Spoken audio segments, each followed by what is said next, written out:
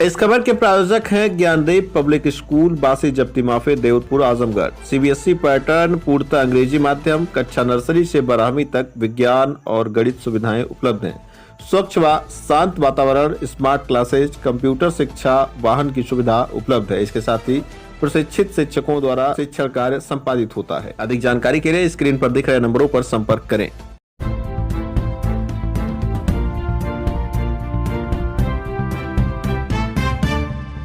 नमस्कार, आप देख रहे हैं तेज न्यूज। मैं हूं आपके साथ विनोद राजभर। आइए शुरू करते हैं खबरों का सिलसिला। परशुरामपुर स्थित स्वास्थ्य केंद्र पर डिलीवरी के दौरान बच्चे की मौत, परिजनों ने डॉक्टर और नर्स पर लापरवाही का लगाया आरोप। आजमगढ़ जिले के सगड़ी तहसील क्षेत्र के महाराजगंज विकासखंड के परशुरामपुर स्थित स्वास्थ्य केंद्र पर महिला की डिलीवरी के दौरान मौत हो गई, जिसके बाद महिला की परिजनों ने डॉक्टर और नर्स पर लापरवाही का आरोप लगाया। इस दौरान उन्होंने जमकर हंगामा किया। जैसे ही घटना की जानकारी महाराजगंज चिकित्सा अधिकारी डॉक्टर योगेश गौतम को मिली, वह मौके पर पहुंचकर जांच पड़ताल में जुट गए। भाजपा के वरिष्ठ नेता सत्येंद्र राय भी मौके पर पहुंचे। उन्होंने तत्काल इस संबंध में उच्च अधिकारियों से शिकायत करने और दोषियों पर उचित कार्रवाई करने का आश्वासन दिया। मिली जानकारी के मुताबिक कुड़ही गांव निवासिनी वंदना पत्नी सबरजीत को डिलीवरी के लिए उसके परिजन परशुरामपुर स्थित स्वास्थ्य केंद्र में भर्ती कराए। डिलीवरी के दौरान मंगलवार को बच्चे की मौत हो गई, जिसके बाद परिजन लापरवाही का आरोप लगाते हुए हंगामा करना शुरू कर दिए। सूचना पाकर मौके पर महाराजगंज कोतवाली प्रभारी विनय मिश्रा अपने हमराइयों के साथ पहुंच गए। वहीं मामले को संज्ञान में लेते हुए सीएमओ आजमगढ़ डॉक्टर अशोक कुमार ने डिप्टी सीएमओ अविनाश शाह को मौके पर निरीक्षण करने हेतु भेजा। अविनाश शाह ने मौके पर पहुंचकर गहनता से पीड़ित परिजनों और तैनात कर्मचारियों से मामले की जानकारी ली। वहीं इसकी जाँच कर उचित कार्रवाई करने का पीड़ित परिजनों को आश्वासन भी दिया। क्या नाम पड़ेगा भैया? सबरजीत साहनी। सबरजीत साहनी। कहाँ घर पड़ेगा आपका? कुड़ही डाला। ये आपकी मैडम है? जी, मेरी भाई। क्या हुआ था? जी, आए थे नॉर्मल, किसी हल्का हल्का दर्द कर रहा था तो बताया, तो हम लोग सुबह से 8 बजे से यहाँ पे आए हैं। उसके बाद लोगों ने एडमिट किया, सुई लगाए, बोले कि थोड़ा टहलाओ फैलाओ, जब दर्द बढ़ेगी तब लाना, तब नॉर्मल डिलीवरी आपको अच्छे से कर देंगे जी। उसके बाद से लोग ले गई, एक सुई लगाई, हल्का फुल्का दर्द हुआ, ये भी सोई रही, फिर अंदर ले गई। फिर उसके बाद लोग बोले कि मतलब दूसरा सुई लगाना पड़ेगा। दूसरा सुई लगाए लोग, दूसरा सुई लगाने के बाद फिर दर्द उभरा, फिर तब से ले आके लोग अंदर इतना चिल्ला रहे, इतना शोर करे, लोग बोले सांस नहीं ले रही है, और इतना शोर करे पूरा हॉस्पिटल गूंज रहा है जी। देख देख के तो हमारा कलेजा फट रहा था, हम तो बाहर बैठे थे। जी जी। सुबह से आए तो कुछ खाए न पिए जी। अभी तक चाय भी हम नहीं पिए, खुशी में कि हमारा लड़का आएगा तो हम चाय पिएंगे जी। इधर से लेकर गए, फिर वहाँ पे शासक इतना लोग कर रहे थे, हमने कहा, फिर उसके बाद लोग बोले कि बिलरिया लेके जाओ। कौन बोला बिलरिया लेके जाएंगे? मैडम बोली। अच्छा, मैडम बोली। किसी हॉस्पिटल का नाम भी ली थी या तो वैसे ही बताई थी? वो वाला हॉस्पिटल थी सर, हॉस्पिटल का नाम नहीं इसका ध्यान नहीं आ रहा है।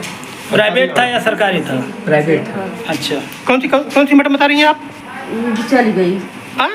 फिर आपको बिलरिया भेज रहे थे, फिर उसके बाद वो बोली कि मम्मी भड़क गई बिलरिया कि वो आप लोग सुबह से बैठाए, बोले अभी हो जाएगा, अभी हो जाएगा, होने वाला है बच्चा, होने वाला है जी। हम लोग बैठे रहे, हमको दवा लेने के बाहर भेजते रहे, हम लोग घूमता रहा, अकेला था जी। दवा ला के देता रहा, आता रहा, जाता रहा जी। ये लोग अंदर पता नहीं क्या करे, मुझे नहीं कुछ पता, देखने तक भी नहीं गया, जान जानते जी। आया था यहाँ पे बैठा, वहाँ में रो रहा था बैठ के, उसकी दर्द इतनी चीख चिल्ला रही जी जी जी, सहन नहीं हो रहा था।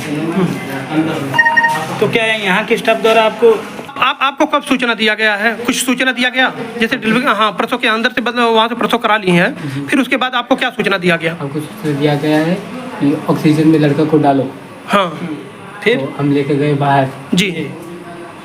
तो बाहर कहाँ लेके गए आप? जी देखिए, पहले से सूचना मिल रही थी कि बहुत अनियमितता है और बहुत दुर्भाग्य है कि सरकार के द्वारा इतना जो है गरीबों के लिए जो व्यवस्था की जा रही है, उस व्यवस्था में ऐसे चंद दलाल और गैर जिम्मेदार टाइप के लोग जो हैं उसमें पतीला लगाने का काम कर रहे हैं, और गरीब जनता जो है वो आ रही है, और इनको अगर पैसे नहीं मिल रहे हैं तो ये जो यहाँ अवैध रूप से संचालित नर्सिंग होम और तमाम इस तरह के जो संस्थान खोल के रखा गया है, उनमें ये पैसे लेकर के उनको वापस वहाँ भेज देते हैं। और जिन गरीबों के पास पैसा नहीं होता है उनको यही इसी तरह से जो है बिना इलाज के जो है तड़पते हुए छोड़ देते हैं। उनका क्या हाल हुआ, उनका मौत हो गई या उनके साथ क्या हुआ नहीं हुआ, कोई जिम्मेदारी नहीं। आप लोगों ने मेरे साथ देखा होगा कि किसी का पता नहीं है कि कौन ड्यूटी पे है, कौन नहीं है।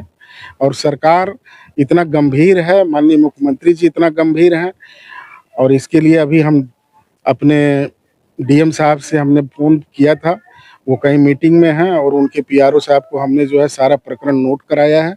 वो जैसे ही मीटिंग से खाली होंगे, मैं उनसे पूरा बात करके पूरे मामले को संज्ञान में लाऊंगा, और ऐसे लोगों के विरुद्ध कड़ी से कड़ी कार्रवाई होगी।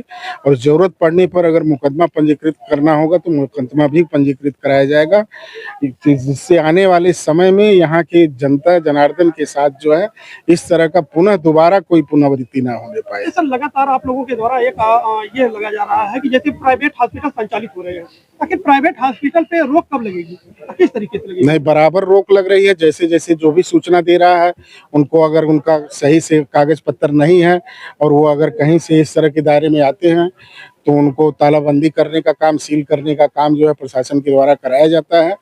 और कहीं न कहीं इसमें हम सभी जिम्मेदार नागरिक लोगों की भी एक भूमिका होनी चाहिए।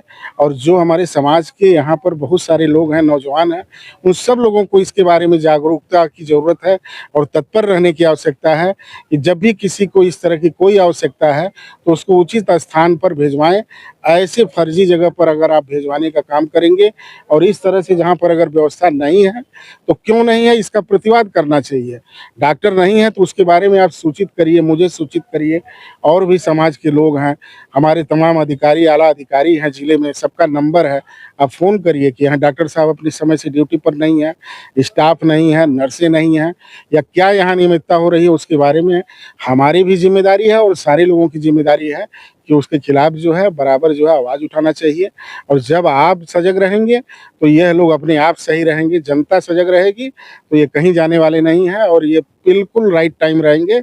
और आने वाले समय में आप देखिएगा, मैं भी इसके लिए पूरी ताकत लगा के प्रयास करूंगा कि दोबारा इस तरह की पुनरावृत्ति ना होने पाए। क्या नाम पड़ेगा मैडम आपका? उषा। जी मैडम। उषा। उषा जी, आप यहाँ सामुदायिक स्वास्थ्य केंद्र परशुरामपुर में क्या है? Staff nurse. Staff nurse. अच्छा, आज जो ये घटना घटी है, ये आप पे आरोप लगा रहे हैं, ये आपके द्वारा लापरवाही बरती गई है? कुछ नहीं, देखिए सर, मरीज आया है, 1 फिंगर डायलिटेशन था, हम कहे कि थोड़ा सा और दर्द बढ़ेगी, देखेंगे तो दर्द होने लगते लोग कहीं कि दिखाना है, कहीं हम कहीं दिखा लीजिए, अगर जो आजमगढ़ लेके जाना चाहते हैं चाहे दिखा लीजिए। तो फिर उसके बाद कह रहे हैं कि उनके जो और साथ में थे तो कह रहे हैं लगे हाथ पर जोड़े के दीदी के साथ थे ना, देख ला, अगर जो यही जो हो जाला ठीक है। तो हम कहे भाई ठीक है, बोतल वोतल लगाए, बोतल लगाने के बाद तुरंत बच्चा एकदम सामने आ गया है। उसके बाद कितने बजे ये लोग लेके आए थे आपके यहाँ? ये लोग हमको लग रहा है 10 साढ़े 10 बजे लेके आए थे। हाँ, 10 साढ़े 10 बजे ऐसे कुछ लेके आए थे, टाइम नहीं देख पाए थे उसमें। फिर उसके बाद बोतल लगाए, बच्चा एकदम सामने आ गया 2:40 पे। हाँ, तो फिर उसके बाद नहीं सर, पेट में डेट करना, पेट में था। वो लोग कहे कि उसको आप लोगों की कहीं ना कहीं लापरवाही है कि आप लोगों द्वारा बताया गया है कि आप लोग बताएं कि इसको शीशे में डलवाइए, उसका बच्चा कैसे शीशे में? नहीं, ऐसा कुछ नहीं है। ये पीड़िता के पति का बयान है। नहीं, अच्छा, ये गलत आरोप लगा? हाँ, गलत लगा। जैसे थोड़ा सा ना उसका ऑक्सीजन मतलब पेट नाल उठिए, वो थोड़ा सा हमको लग रहा था, तो हम कहे भाई थोड़ा सा किसी को डॉक्टर को दिखवा लीजिए, हो सकता है। आपने कब सूचना उनको दिया था कि बच्चा इस पर कर गया? तुरंत सर, तुरंत किए हैं। सर, आज परशुरामपुर सामुदायिक स्वास्थ्य केंद्र पर आए हैं, क्या मामला है सर? आज मुझे मुख्य चिकित्सा अधिकारी का द्वारा निर्देश दिया गया कि परशुरामपुर अस्पताल पे कोई प्रसूता थी जिसका बच्चे की जो है मृत्यु हो गई है, और वहाँ पे जो बच्चे के घर वाले हैं वो लोग असंतुष्ट हैं और कुछ कार्रवाई चाह रहे हैं, या उनकी जो भी समस्या उनको जाके सुना जाए। उसी समस्या को सुनने के लिए मेरे से पहले डॉक्टर योगेश कुमार गौतम महाराजगंज के अध्यक्ष CHC के यहाँ मौजूद थे, और फिर उसके बाद मैं आया उनकी बात सुनने। सर, यहाँ पे आरोप लोग लगा रहे हैं कि आए दिन ये शिकायतें आती रहती हैं और सीएमओ साहब को भी अवगत कराया जाता है, तो ये संदर्भ में क्या आपकी बात कुछ कार्रवाई होगी? किस संदर्भ में? जैसे यहाँ पे सर स्टाफ नहीं रहता है, आए दिन यहाँ पे जांच में क्या पता चला कितने लोगों का स्टाफ है परशुरामपुर में? अभी हम रजिस्टर देख के आपको बताते कितने में। हाँ। सबसे बड़ी बात यह है कि जिस हॉस्पिटल में घटना घटित हुई है, उस हॉस्पिटल के कोई जिम्मेदार न तो डॉक्टर है न अधीक्षक है, बिना डॉक्टर के डिलीवरी कैसे संभव है? नहीं, जैसे देखिए डिलीवरी कराई जा सकती है, सामुदायिक स्वास्थ्य केंद्र है या जो है एएनएम का सेंटर है, वहाँ पे एएनएम सेंटर पे तो डॉक्टर नहीं रहते और डिलीवरी अगर क्योंकि हमारे जो है इंटीरियर में जो है ये सुविधा को पहुँचाना है तो डिलीवरी तो कराई जाती है। हाँ, अब वो बात और है कि जैसे अगर डॉक्टर साहब पोस्टेड हैं तो डॉक्टर साहब को उपस्थित रहना चाहिए। यहाँ के लोगों ने लगभग सैकड़ों बार इनके अधीक्षक को फोन किया, लेकिन डॉक्टर साहब ने तो फोन उठाया, लेकिन इसका कोई पता चल सका। सीएमओ साहब के यहाँ फोन करने के बाद बार-बार आश्वासन मिल रहा है कि मैं जानकारी लेके बताता हूँ कि डॉक्टर साहब आ जाए थे या नहीं। नहीं वो मैं उस आज का अटेंडेंस रजिस्टर देख लेता हूँ। इसके अलावा जो भी आप लोगों की जो है यहाँ की जनता जो भी लिख के दे तो उसको जांच की जाएगी और जो है इस चीज़ को देखा जाएगा कि डॉक्टर साहब जो है अगर 2 डॉक्टर हों तो कम से कम 24 घंटा 30 दिन यहाँ डॉक्टर रहने चाहिए और नहीं तो जो उनकी ड्यूटी होगी उसमें वो उपस्थित रहें। सर, पूर्व में 2024 में सीएमओ कार्यालय से एक जवाब प्राप्त हुआ था कि सोशल मीडिया और समाचार पत्रों का संज्ञान लेकर अभियान चलाया गया था। जब सर अवैध अस्पतालों पर सोशल मीडिया और अखबार की कटिंग लेकर संज्ञान लिया जा सकता है तो सरकारी अस्पतालों पर ऐसा संज्ञान पेपरों के माध्यम से क्यों नहीं लिया जा सकता? शिकायत करने की जरूरत क्या है? वो जो बात आप कर रहे हैं उसका उत्तर तो मुख्य चिकित्सा अधिकारी देंगे और जहाँ तक संज्ञान लेने की बात है, अगर एक भी कॉल जाता है आप लोगों का तो संज्ञान में लेना चाहिए और इसको लिया जाएगा। सर, आज के जो पीड़ित हैं संतुष्ट हैं? पीड़ित देखिए कहीं पे भी जो है अगर बच्चे की मृत्यु हो जाती है तो जिनके यहाँ मृत्यु होती है उनका संतुष्ट होना आसान नहीं है, ठीक है। अब उसमें यही है कि जो है डिलीवरी कराते हुए जो है पिछले काफ़ी समय से 1 साल से यहाँ पे डिलीवरी जो हुई है उसमें सिस्टर का कहना है एक भी मृत्यु नहीं हुई है और कोई सुन ले कोई डिलीवरी हो रही है जिसमें बच्चे ने मेकोनियम पास कर लिया है सुन ले तो उसमें कोई सीरियस केस हो जाता है उसमें मृत्यु हो भी जाती है।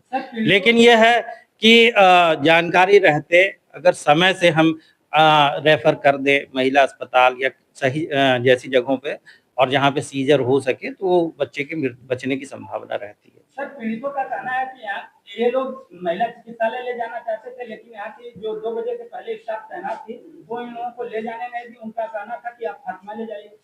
तो मौजूद थी, उनसे इस चीज को लेके पूछा जाएगा और इस चीज को सुनिश्चित किया जाएगा कि जो भी रेफरल हो सरकारी अस्पताल से वो जो है महिला अस्पताल के लिए हो, उस चीज के लिए एक रजिस्टर बनाया जाएगा कि जो भी रेफरल हो उस चीज को देखा जाएगा कि महीने में कितने रेफरल हो रहे हैं और रेफरल में महिला अस्पताल के लिए कितने हुए। सर, बात आई है रेफर की, तो अभी पता चला है कि यहाँ पे कोई रेफर कागज इन लोगों के पास नहीं है, तो रेफर कैसे अभी ये लोग करते हैं?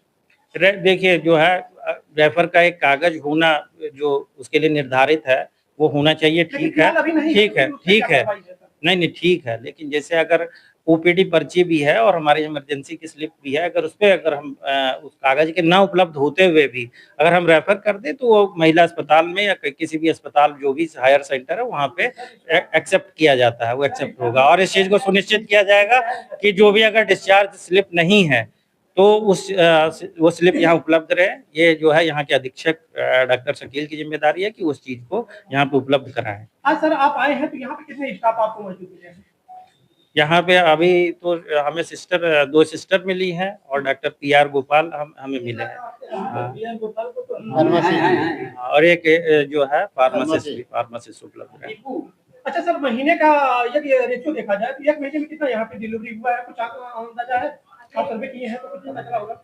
डिलीवरी जो है यहाँ पे जो है 25-30 डिलीवरी महीने में हो जा रही है। बीच में जो है डिलीवरी कम हो रही थी। नहीं, अब आपके महीने में कितना होगा सर? अब उसको मुझे जानकारी लेनी पड़ेगी, जानकारी लेके उसका जवाब दे पाऊंगा।